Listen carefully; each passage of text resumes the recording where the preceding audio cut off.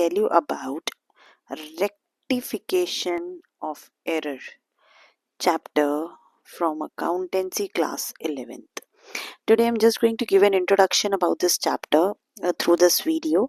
So rectification of error, as the name itself is specifying the meaning of chapter, that means errors को rectify करना, errors को correct करना. ठीक है. I hope you all are aware about trial balance. Trial balance क्या है? Trial balance एक ऐसी फाइनेंशियल स्टेटमेंट है हमारी, और एक ऐसी स्टेटमेंट है आप कह सकते हैं which gives us arithmetical accuracy of our statements, जो बताता है कि भाई हमारा दो साइड्स अगर हैं, that means two sides means if we have recorded the transactions on two sides, we have shown its effect on two sides, debit and credit. So in that case both the sides are giving equal balance, so that means it gives the accuracy that your accounts are correct.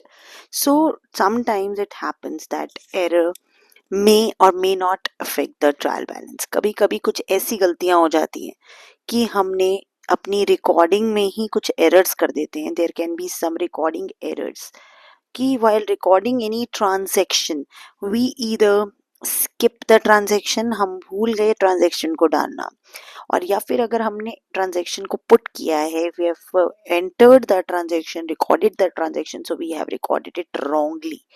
So ये दो चीज़ें हो सकती है जब भी हम transactions को रिकॉर्ड करते हैं, या तो हम कोई एंट्री स्किप कर देते हैं या फिर हमारी कोई एंट्री रॉन्गली एंटर कर दी जाती है.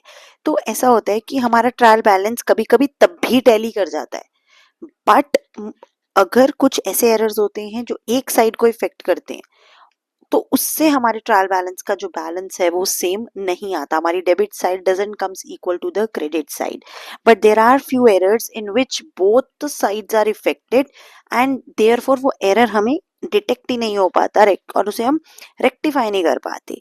लेकिन कभी कभी ऐसा होता है कि फर्म क्या करती है, लास्ट में दे set and they detect the errors and the procedure to correct those errors. मतलब क्या कहा मैंने, लास्ट में जब ट्रायल बैलेंस के सारे एरर्स को चेक किया जाता है, सो डिटेक्ट करना एरर्स को, detecting the errors and taking the corrective actions. Corrective actions लेना उसको ठीक करने के लिए, इसको हम कहते हैं रेक्टिफिकेशन ऑफ एरर्स, एरर को रेक्टिफाई करना. तो अभी इस वीडियो में मैंने आपको सिर्फ रेक्टिफिकेशन ऑफ एरर का मीनिंग बताया. नेक्स्ट वीडियो में मैं आपको बताने वाली हूँ कितने टाइप के हमारे एरर्स होते हैं और उनको हम कैसे रेक्टिफाई करते हैं. तब